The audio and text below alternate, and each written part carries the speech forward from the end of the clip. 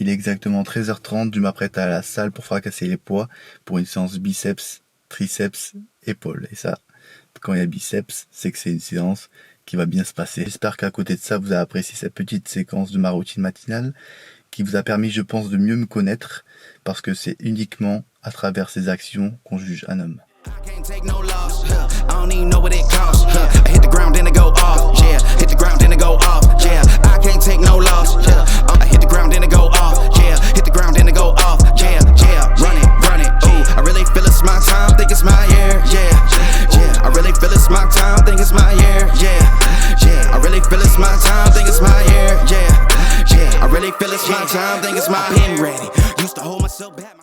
Raconte ce que t'as fait tout à l'heure. Oh non, rien, j'ai failli faire un blessé, mais ça va, j'ai une bonne assurance. T'as failli assommer un Libanais, un confrère. J'aurais donné ma vie, mon compte en banque. Il doit pas y avoir grand chose dessus. Hein. Ça va, De retour à la maison, ce fut une super séance. Je suis toujours très content d'avoir d'aussi bonnes sensations à la salle. J'ai pris le temps de m'installer sur ma terrasse pour répondre à quelques questions qu'on m'a envoyées. Pour commencer, tu vas commencer quand la muscu et pourquoi? J'ai commencé la musculation il y a 8 ans parce que je voulais faire en complément du foot un peu de renforcement musculaire.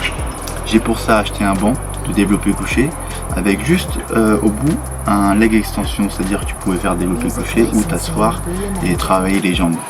J'ai aussi un tapis, je sais pas si à l'époque je l'avais. Et j'ai une barre de traction qui aujourd'hui est un peu bancale parce que du coup depuis j'ai pris 20 kg. Donc elle tient un peu moins bien mais elle tient toujours. Donc ça veut dire que j'ai quand même un certain niveau bricolage parce que c'est moi qui l'ai installé. Troisième question, tu t'es déjà blessé en faisant un mauvais mouvement? C'est arrivé la plupart du temps au début, mais à mon souvenir j'ai pas de blessure grave. Seulement des tendinites au coude par exemple, parce qu'au début je savais pas bien faire les exécutions. Mais c'est pour ça que j'ai ouvert cette chaîne aussi. C'est pour, à travers mes conseils, essayer de vous aider à éviter ces douleurs qu'on peut éviter en faisant les choses intelligemment. Quatrième question, est-ce important le déroulé de la séance? Alors moi je vais te dire une chose, parce que sur la plateforme, sur les réseaux, beaucoup de personnes rendent ça compliqué. Mais moi j'ai plusieurs fondamentaux qui est l'intensité, le temps sous tension, donc le temps pendant lequel le muscle travaille, pendant l'exercice.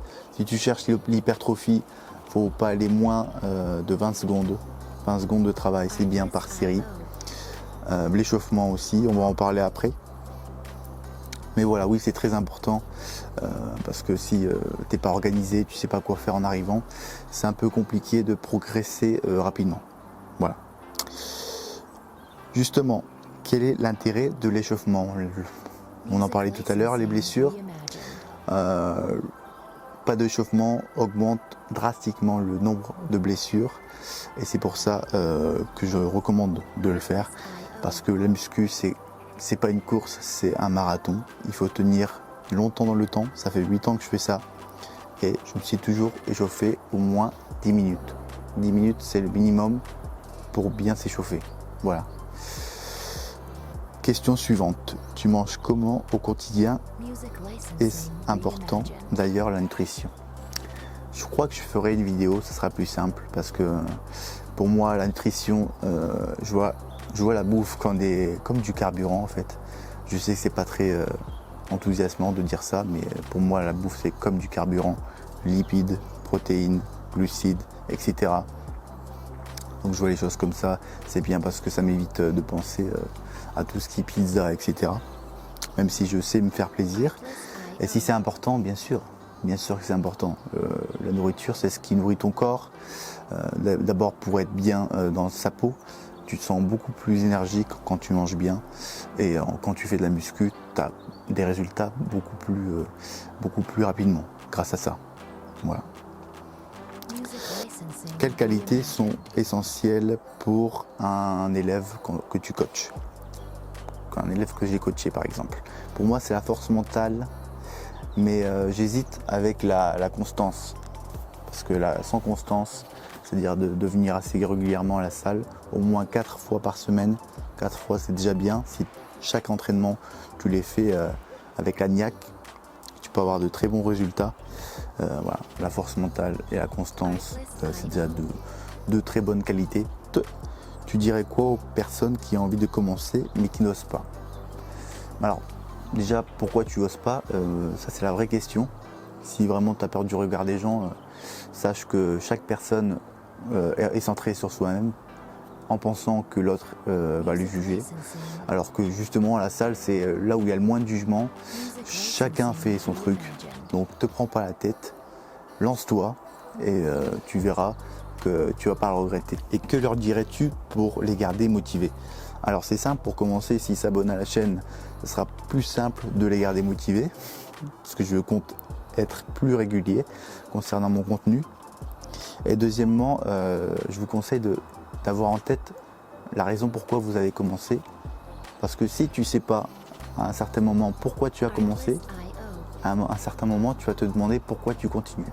Après 3 mois, 4 mois, et là tu vas t'arrêter.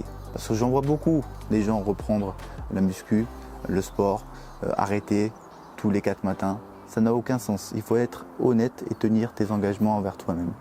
Voilà, c'est mon opinion. Sur ces belles paroles, c'était la dernière question. Merci d'avoir regardé la vidéo. N'hésite pas à laisser un like si tu as kiffé. Moi je te laisse là. Prends soin de toi. Ciao, ciao.